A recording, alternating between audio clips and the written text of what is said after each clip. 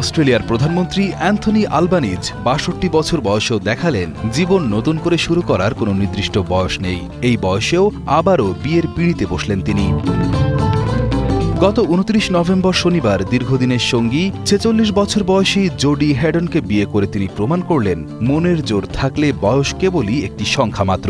অস্ট্রেলিয়ার ইতিহাসে তিনি প্রথম প্রধানমন্ত্রী যিনি ক্ষমতায় থাকাকালীন এবং ৬২ বছর বয়সে বিয়ের রেকর্ড গড়লেন।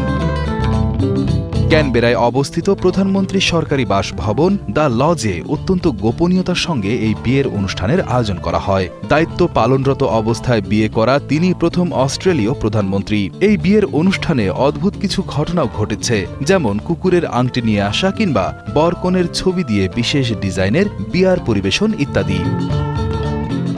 অস্ট্রেলিয়ার ইতিহাসে এর আগে কোনো প্রধানমন্ত্রী ক্ষমতায় থাকা অবস্থায় বিয়ে করেননি। আলবানিজ এই বয়সে এসে সেই প্রথা ভাঙলেন।